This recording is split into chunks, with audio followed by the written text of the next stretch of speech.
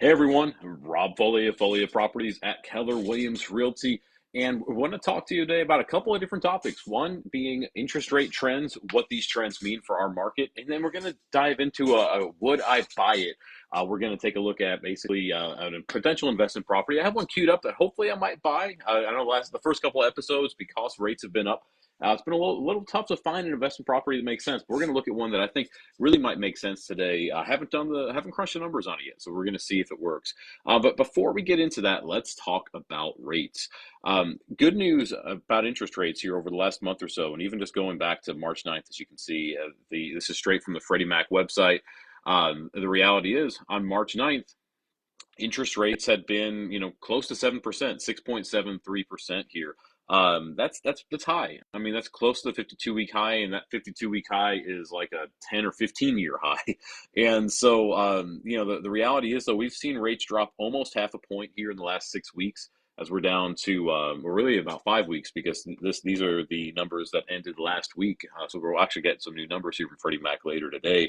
However, right here, almost 6.25. That's great. We're seeing a negative trend for interest rates. That's going to continue to see the market just get a little hotter. What does that mean for home buyers? Well, A, it makes homes more affordable, because if you have a lower interest rate, you're going to have a lower monthly payment. So it's a great thing. And then B, it means there's going to be more buyers that are out there, because the reality is, if it's more affordable for you, it's going to be more affordable for somebody else. So throwing that out there. And then the other thing I want to point out for home sellers is what it might do to market conditions. So last year, and if you want to see some stats from this time period, go back onto the YouTube channel at Foley Properties on YouTube, and you can see some of these archived videos. That last year we were just at an all-time low for inventory. We had never seen inventory be this low. Hopefully we never will again, because this was the market where we were seeing literally 20 offers in 20 minutes, homes sell for 20% above asking price. It was absurd. It was great for home sellers, and yet if you wanted to buy a home, you had you had to give everything away.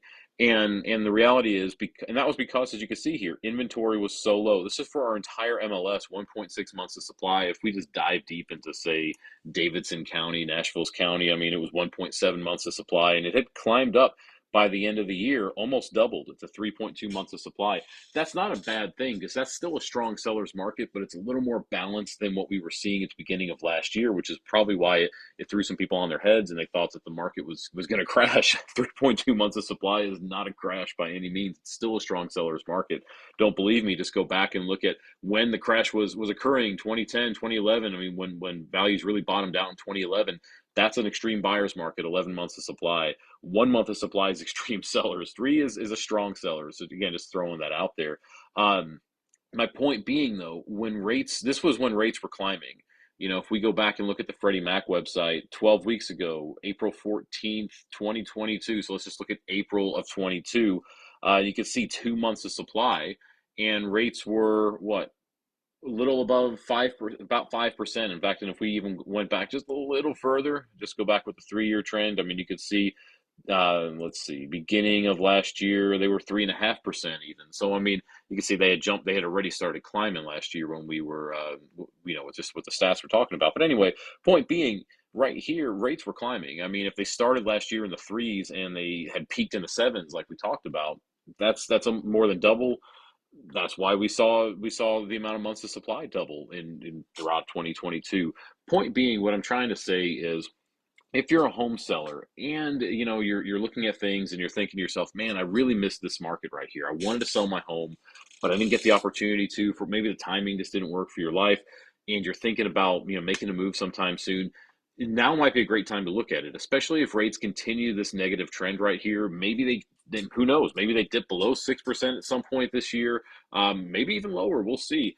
But point being on this, and why I'm bringing this up, is that the lower rates go, the reality is this is going to go down. And when there's less months of supply, that helps create that almost frenzied buyer's market that we saw last year. And so, again, just throwing this out there for anybody who's a potential home seller, it's a good time to be looking to buy, because we haven't seen this frenzied market really start yet. I have heard other parts of the country, they are seeing it again. We're not quite seeing it yet. At least I'm not seeing it quite yet on all my listings. However, we are seeing listings sell quickly within a couple of days, and that's pretty much the norm right here for what we're seeing. And so, just throwing all this out there because the reality is, while we can't predict the future, we can look at this trend and see if the trend keeps going down, which it didn't even go down much the last few weeks, but it did drop about 0.5% over the last 5 weeks. If that keeps dropping, the reality is we're going to continue to see we're basically a frenzied market, which will be a good thing, or hopefully you start to see a frenzied market.